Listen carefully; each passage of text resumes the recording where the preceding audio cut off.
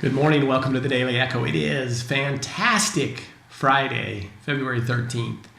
Today we get to go pick up this little thing up here that I've got up in the corner. We're excited to have our granddaughter come in with our son and daughter-in-law, and we're one day away from Emily and Ryan getting married. I know those of you that don't know Emily and Ryan are probably getting bored, so you only have to endure one more day of that.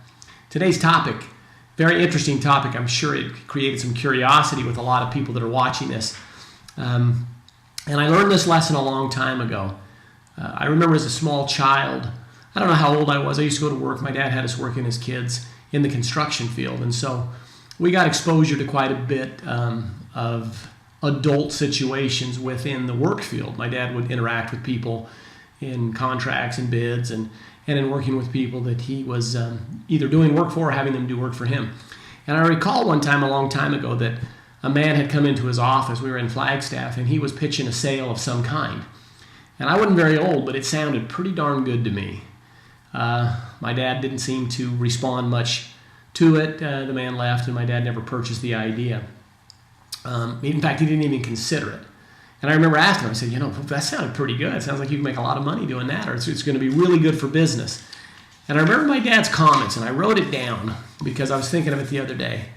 He said this to me, and this has stuck with me ever since that time. He says, I don't know a whole lot of what he was talking about, but I learned a long time ago you can't make a good deal with a bad guy. And then he went on to say, if his word is no good, if his word is not his bond, you better walk away. And that taught me a whole bunch, because there's a lot of whiners and diners, and there's a lot of people that we run into this world, and they can talk a good talk. But deep down inside, I know that there's just something not right. The character of that person is not what it should be. And we should also look at our own selves and look at the way that we interact with people. We can cover up a lot of things by speaking the English language well and flowering things up and putting a smile on. But really what matters is our character, and our word should be a bond, should be a contract. What we say we should always keep. We shouldn't have to write these contracts. Why do we have to write so many? Because so many people are breaking them. So if you keep that in mind as you move forward, you can't make a good deal with a bad guy. Hopefully that'll allow us all to try to be better people, to be better guys, gals, to have that character and that integrity that people know that when they deal with us, that they can trust us. I know no greater example in my life has been my father. I've seen him do so many things for people.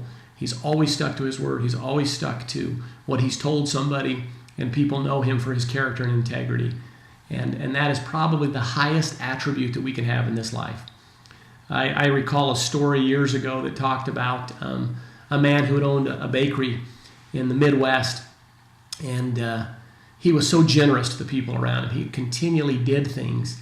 He was always helping the people next door. If somebody was in need, he would rob the pantry, if you will, and go help them out.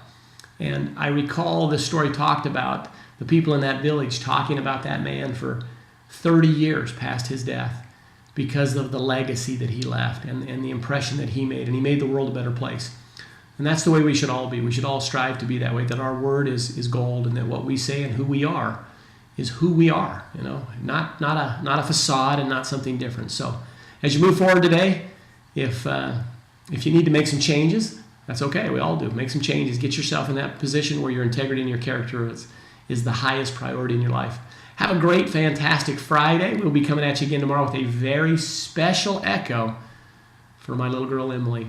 I haven't forgot about the book of the month. That's coming. I'm waiting on Dave's video. It should be here in a few days. Have a great day. Thanks for watching the Daily Echo.